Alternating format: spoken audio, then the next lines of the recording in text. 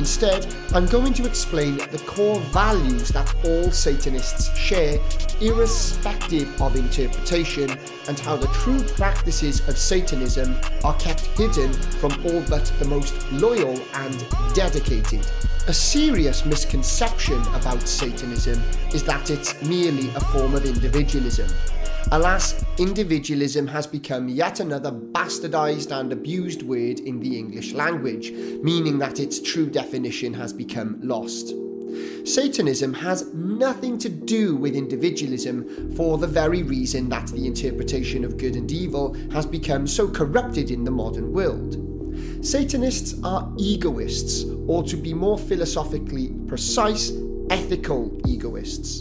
They don't believe that anything should get in the way of individual desire, and that the only basis for morality is getting what you want.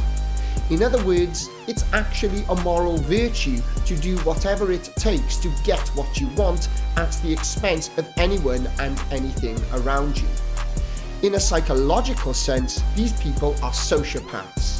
They see rules and laws as something to be avoided wherever possible, or turned against those that get in their way. To be perfectly accurate then, Satanism has absolutely nothing to do with individualism. This interpretation is a bad parody or a literal interpretation of the word individualism, with no consideration for what this means in a rational or even spiritual sense. An individualist believes that each individual has natural or God-given rights that are unalienable or indivisible. There is no excuse for violating these rights, and if you do, then the person you are harming has a right to self-defense. Anyone that doesn't respect or believe in these natural individual rights is not an individualist. You might be able to argue that there are degrees of individualism, with pure adherence of natural law being the most individualistic, but this is beside the point. True individualism is about sovereignty of the individual, along with the respect of the sovereignty of others. Satanists, like all ethical egoists, are often very adept at justifying their immorality by using a form of rationalization known as sophistry. Once it becomes clear that someone is using this tactic to wear down your rational defenses, don't waste your time trying to reason with them, because they aren't interested in anything but exploiting others. They see everyone and everything in the world as something to be manipulated for their own ends. Although they will make alliances with those that help them get what they want, hence the reason that Satanists organize in networks. At this point, some people might be thinking that this sounds like a great deal of people in this day and age. This explains why the satanic influence in society is becoming much more obvious. Such sociopathy increasingly dominates Western culture, and it leads to a type of person that sees morality as something to be taken advantage of, without being held to the same standards as the unenlightened and weak masses. So, if on some level you adhere to this moral system, even if you don't self-identify as a Satanist, you are promoting a satanic worldview. Given that Satanists have a sociopathic moral code, you should always be skeptical of anything they say. No sociopath is ever going to intentionally reveal their malevolence unless you aren't a threat to them. This is why there's such a difference between the alleged radical individualism that Satanists promote in public when compared to the ever-growing mountains of evidence for satanic ritual abuse covered up by co-conspirators.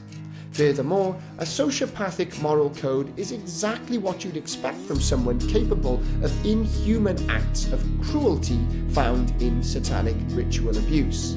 But even if some Satanists aren't involved in ritual abuse, secretive hierarchies are another way to hide this from other Satanists. Basically, without exception, secretive organizations use compartmentalization to keep lower-ranking members or adherents ignorant. This involves gradually revealing more and more about the true agenda or nature of an organization as people prove that they're capable or trustworthy enough to move up the hierarchy. Most Satanists, therefore, undoubtedly have nothing to do with ritual abuse, and this becomes even more apparent when we understand that Satanism is a very elite belief system that deliberately prevents all but the most skilled and dedicated adherents from ascending a satanic hierarchy. Therefore, although we can't say for sure how many Satanists there are, we can say that only the most elite Satanists are involved in ritual abuse. We can also say that, given the awful nature of this ritual abuse, only the most sociopathic and even psychopathic personalities will have the required traits that allow them to take part and move up a hierarchy. Once we understand how compartmentalization is used to gradually induct people into satanic ritual abuse, we can also see how this method is used to exploit organizations that appear to have no connection to Satanism. Some people join occult organizations with a compartmentalized hierarchy. As they ascend this hierarchy, they learn certain occult teachings that reveal how the creator of the universe is evil and Lucifer is good. This is called Luciferianism and is a direct inversion of Christianity. I've explained in the past that Satanism represents the inversion of morality, so it's hardly surprising that Satanists would make Satan good and Jehovah evil. People need to be aware that this belief is very popular amongst New Agers and light occultists who argue in some capacity that the universe we live in is evil or some sort of illusion because it was created by a false god or demiurge. These people also argue that Christianity has slandered the true nature of Lucifer, who is merely trying to help humanity. They use the Latin translation of the word lux fer to argue that Lucifer is the light bearer that existed prior to Christianity. Despite occult claims to the contrary, Lucifer is a Judeo-Christian entity, and the inversion of Lucifer is a Gnostic interpretation that came after Christianity emerged. What's particularly troubling about the Luciferian interpretation of Satan is that the Bible states Lucifer was once an angel that rebelled against God and was cast down to hell after the war in heaven, along with all the angels that sided with him. Lucifer was then renamed Satan. Those that promote the Luciferian perspective are therefore not only siding with Satan, but promoting the belief that the universe is a false or evil reality that must be overcome. There are some that argue light occultism can counteract the spread of Satanism, but the widespread occult doctrine of Luciferianism proves that this isn't enough. As such, I've increasingly begun to realize that in the absence of Christianity, the West is completely vulnerable to Satanism and the dark occult.